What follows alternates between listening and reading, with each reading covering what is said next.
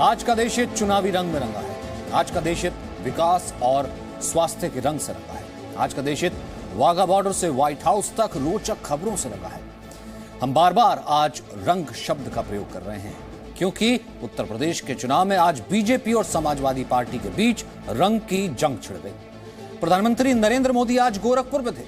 उन्होंने लाल टोपी का जिक्र कर अखिलेश यादव पर निशाना साधा तो अखिलेश यादव ने लाल टोपी का जवाब भगवा रंग से दिया। यशस्वी प्रधानमंत्री नरेंद्र मोदी जी आपके समक्ष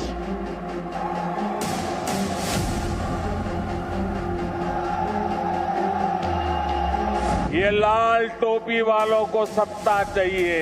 सारी सीटें जिता करके आपको देंगे, आपको मुख्यमंत्री बनाने का काम। लाल टोपी वाले यूपी के लिए खतरे की घंटी है। नफरत की राजनीति कर रहे हैं और हमारे आपके बीच में खाई पैदा करते हैं समय समय पर। गोरखपुर में प्रधानमंत्री नरेंद्र मोदी और उत्तर प्रदेश के मुख्यमंत्री योगी आदित्यनाथ की रैली थी तो मेरठ में समाजवादी पार्टी के अध्यक्ष अखिलेश यादव राष्ट्रीय लोकदल के अध्यक्ष जयंत चौधरी के साथ समर्थकों को संबोधित कर रहे थे। लेकिन यूपी में मंगलवार की चुनावी जंग रंग रंग की जंग बन गई। आप पूछेंगे ये कैसे, और मैं इससे आगे कुछ नहीं बोलूंगा, बस आपको प्रधानमंत्री मोदी और अखिलेश यादव के बयान सुनाऊंगा। लाल टोपी वालों को सरकार बनानी है आतंकवादियों पर मेहरबानी दिखाने के लिए, आतंकियों को जेल से छुड़ाने के लिए। और इसलिए याद रखिए, लाल टोपी वाले यूपी के लिए रेड अलर्ट है, रेड अलर्ट, यानी खतरे की घंटी है। हम समाजवादी लोग मिलकर के रंग बिरंगा गुलदस्ता बनाना चाहते हैं। एक रंगी लोग किसी के जीवन में खुशहाली नहीं ला सकते। समाजवादी लोग सब रंग मिला करके एक रंग बिरंगा गुलदस्ता बना रहे हैं और वहीं दूसरे लोग हैं वो एक रंगी लोग हैं। एक रंग वाले लोग कभी किसी के जीवन में खुशहाली नहीं ला सकते। प्रधानमंत्री ने लाल टोपी का जिक्र कर समाजवादी पार्टी पर हमला किया था। जवाब में अखिलेश यादव ने कहा कि बीजेपी एक रंगी लोगों से भरी है, उनके लिए एक रंगी का मतलब है भगवा।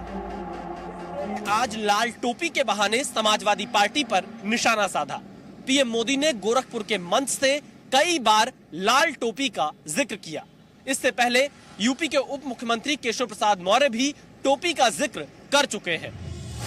यूपी में विधानसभा चुनाव की तारीख का ऐलान बाकी है, लेकिन बीजेपी और समाजवादी पार्टी के बीच रंग रंग की जंग छिड़ चुकी है। देखते हैं ये जंग कहां जाकर रुकती है। विशाल पांडे, जी मीडिया, गोरखपुर। बात सिर्फ रंग की नहीं है, बात मजहबी रंग की है। यूपी के उप मुख्यमंत्री केशव प्रसाद मौर्य ने जालीदार टोपी और लुंगी का जिक्र किया था, तो अब समाजवादी पार्टी ने बीजेपी के नाम पर मुसलमानों को डराना शुरू कर दिया है। मुरादाबाद से समाजवादी पार्टी के सांसद डॉक्टर एसटी हसन ने कार्यक्रम के दौरान कॉमन सिविल कोड का जिक्र किया और कहा कि बीजेपी की सरकार कॉमन सिविल कोड लागू कराने में जुटी है और अगर ये कानून आ गया तो मुसलमान दूसरी शादी नहीं कर पाएगा। कॉमन सिविल कोड आता है तो मुस्लिम पर्सनल लॉज खत्म हो जाएंगे, हमारे हिबे खत्म हो जाएंगे, दूसरी शादी नहीं कर सकते। सीएए के ऊपर हमने पूरा प्रोटेस्ट करा कि आर्टिकल 30 और आर्टिकल 29 खत्म हो जाएगा। अगर आर्टिकल 30 और आर्टिकल 29 खत्म हो गया तो जितने हमारे अक़लियती इदारे हैं, कोई जिला ऐसा नहीं जहाँ पे अक़लियती इदारे ना हो, सबका माइनॉरिटी कैरेक्टर खत्म हो जाएगा। समाजवादी पार्टी को ऐसे सांसदों से लाभ होगा या नुकसान, इस सवाल का जवाब तो अखिलेश यादव ही बेहतर जानते होंगे। लेकिन अब जिन दो नेताओं के बयान हम आपको सुनाने जा रहे हैं, उनके बयान देश हित में बिल्कुल नहीं। ये दो नेता हैं फारूक अब्दुल्ला और महबूबा मुफ्ती। फारूक अब्दुल्ला ने भड़काऊ बयान देते हुए कहा है कि पंजाब में भी नागालैंड जैसी हिंसा हो सकती है। उनका यह बयान पंजाब में बीएसएफ को ज्यादा ताकत देने पर था। दूसरी तरफ महबूबा मुफ्ती एक बार फिर से पाकिस्तान की भाषा बोल रही हैं। पंजाब में 50 किलोमीटर बीएसएफ के हवाले किया। क्यों? अब वहां भी वैसा ही झगड़ा होगा जैसे आपने नागालैंड में देखा, जहां बेगुनाह मारे गए। उसका इंतजार कीजिए, ये भी होने वाला है। तो जब आप चाइना के साथ बात करते हैं जिन्होंने हमारी बहुत ज्यादा जमीन पे कब्जा किया हुआ है, तो पाकिस्तान के साथ क्यों चिढ़ती हैं आप? तो कुछ लोग भारत में रहकर भी पाकिस्तान का हित सोचते हैं। हमें ऐसे लोगों को पहचानना चाहिए और उन्हें बेनकाब करना चाहिए। अब हम आपको उत्तर प्रदेश चुनाव के बीच प्रधानमंत्री नरेंद्र मोदी की विकास क्रांति के बारे में बताते हैं। आज प्रधानमंत्री मोदी ने गोरखपुर में 300 बेड क्षमता वाले एम्स का उद्घाटन किया। इसके साथ ही ICMR की मेडिकल रिसर्च सेंटर का भी शुभारंभ किया गया और 8,000 करोड़ की लागत से गोरखपुर की फर्टिलाइजर फैक्ट्री का भी उद्घाटन आज ही हुआ है।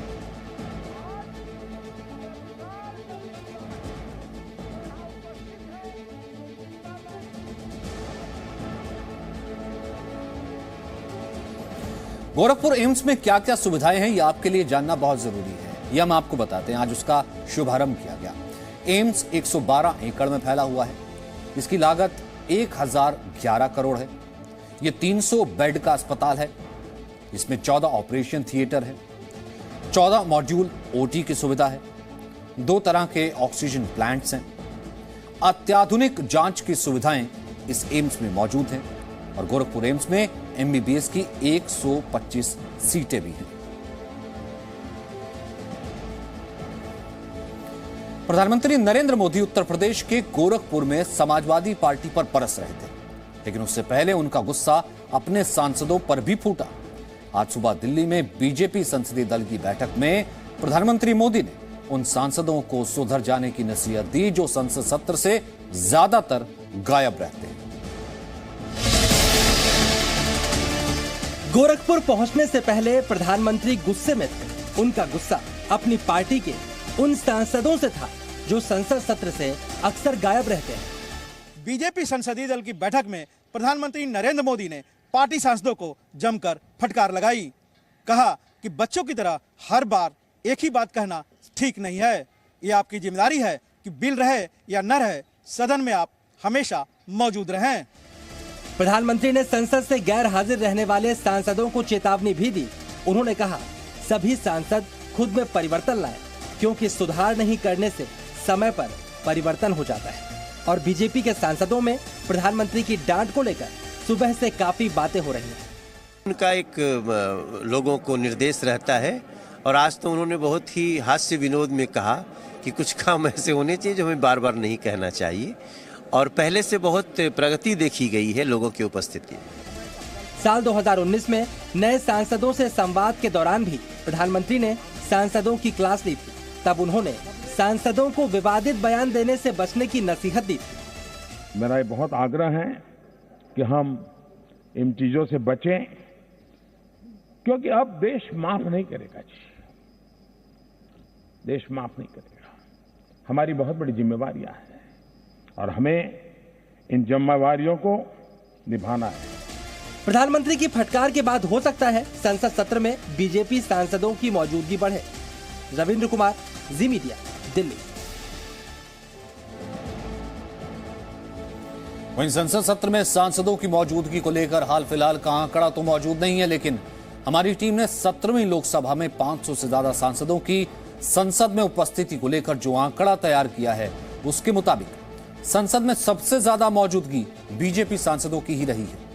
संसद में पार्टी के हिसाब से अगर मौजूदगी का यानी कि जो वहां पर प्रेजेंट थे उसका औसत देखा जाए तो बीजेपी 86% के साथ टॉप पर है।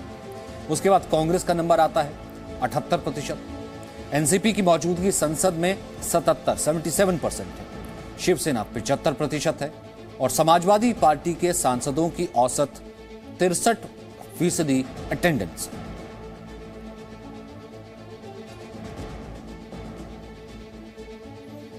आदेशित में हमारे पास एक कहानी बॉर्डर की भी है। बॉर्डर का मतलब दो देशों के बीच सरहद की कहानी नहीं है। हाँ, यह सरहद से जुड़ी कहानी जरूर है, लेकिन इस कहानी में बॉर्डर 5 दिन के एक नवजात का नाम है। यह आपसे कुछ कहना चाहता है।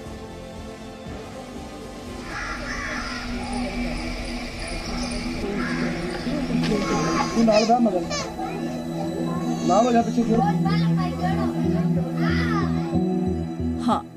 मैं ही बॉर्डर हूं।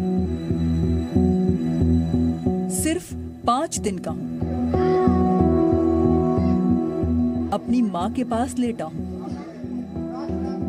मेरी पहचान पाकिस्तानी हिंदू की है, लेकिन मेरा जन्म हिंदुस्तान की धरती पर हुआ।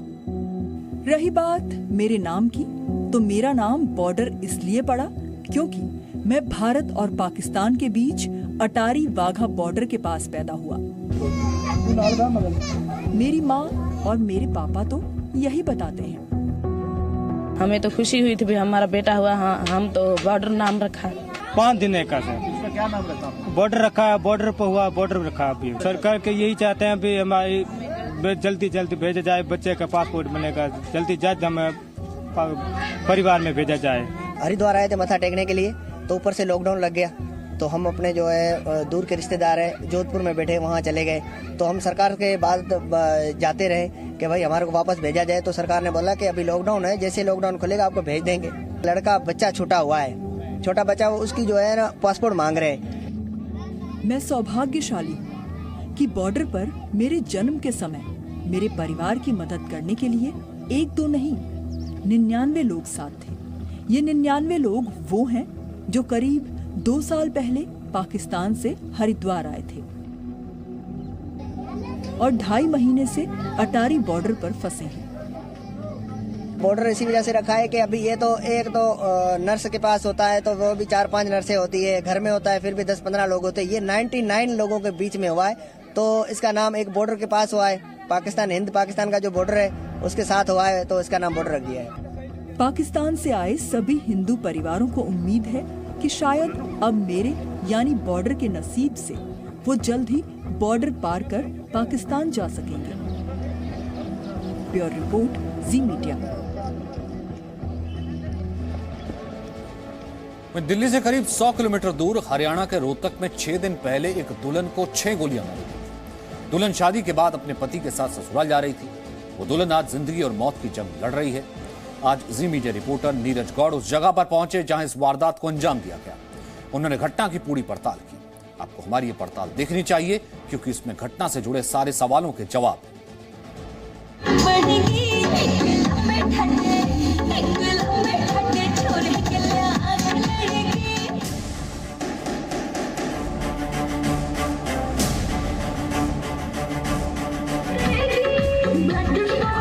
रोहतक के सांपला कस्बे में तनिष्क की शादी के मौके पर कुछ महिलाएं और लड़कियां डांस कर रही थीं। 1 दिसंबर 2021 को दिन के समय का ये वीडियो है। उसी रात तनिष्क ने भाली गांव के मोहन के साथ 7 फेरे लिए थे। ये तस्वीरें तनिष्क के शादी समारोह की हैं। शादी के बाद रात 10:30 बजे दुल्हन दूल्हे के साथ अपने ससुराल के लिए चली, जहां रास्ते में साहिल नाम के एक सनकी मिजाज युवक ने अपने दोस्तों के साथ मिलकर दुल्हन को गाड़ी से निकाला और फायरिंग कर दी। हरियाणा के रोहतक के भाली गांव के उस मौका वारदात पर मौजूद हूं, जहां दुल्हन को दूल्हे के सामने दुल्हन को उस गाड़ी से उतारा जाता है और फिर उस पर फायरिंग की जाती है। बताया ये जा रहा है कि रात के वक्त ये पूरा सन्नाटा यहाँ पसर जाता है। आसपास के लोग भी मौजूद नहीं थे, लेकिन जो घरों में रहते हैं उन्होंने जब गोलियों की आवाज़ सुनी तो सब लोग हैरान थे और कहीं ना कहीं खौफ उनके जहन में था। दुल्हन तनिष्क को 4 नहीं 6 गोलियां मारी गईं। 5 गोलियां अभी भी शरीर के अंदर हैं। तनिष्क अस्पताल में है, जिंदगी और मौत से जूझ रही है और आरोपी साहिल पुलिस की गिरफ्त में। गोली एक तो यहाँ जबड़े के पास, एक नीचे 2 पेट में है, एक यहाँ पासों यहाँ इस साइड से है। तो गोलियां अभी पेट में ही है, अभी 5 के पास। अच्छा। एक गोली निकली है, एक हाथ में भी लगी हुई थी, वो निकल गई। जी जी जी। हाँ जी, अभी सीरियस ही है। तो ये पकड़े गए हैं जो इसके लिए, कम से कम इनको जो भी गैंग में शामिल है, जो भी कोई शामिल है, इसको कम से कम फांसी की सजा, इससे कम नहीं, फांसी की सजा कम से कम दी जाए। सवाल है कि साहिल ने तनिष्क को मारने की कोशिश क्यों की? आखिर दूल्हा दुल्हन के रास्ते में एक विलेन रुकावट कैसे बन गया? इन सवालों की पड़ताल करने के लिए Zee media reporter Neeraj Gaur ground zero पर पहुंचे। दुल्हा और दुल्हन कार में सवार होकर के अपने घर की तरफ जा रहे थे। इस इनोवा कार ने दुल्हन की कार को ओवरटेक करके उसको रोका और फिर इस इनोवा कार में सवार बदमाशों ने हथियारों के बल पर दुल्हन को कार से बाहर निकाला और फिर उस पर ताबड़तोड़ गोलियां चलानी शुरू कर दी। पुलिस को जांच के दौरान पता चला कि साहिल के 2 साथी शादी में पहले से ही मौजूद थे। वो नाबालिग थे और हमलावर को दुल्हन की पल पल की जानकारी दे रहे थे। जैसे ही दुल्हन की विदाई हुई तभी उन दोनों ने आरोपी साहिल को दुल्हन की कार का नंबर बता दिया और ससुराल पहुंचने से करीब 800 मीटर पहले ही दुल्हन की कार को घेर लिया। दुल्हन के रिश्तेदारों का आरोप है कि साहिल तनिष्क का पीछा करता था। स्कूल में जाती थी तभी वो परेशान कर रहा था, रास्ता रोका था। फिर मैंने इसके घर पर जाकर इसके साथ मार पिटाई भी करी थी।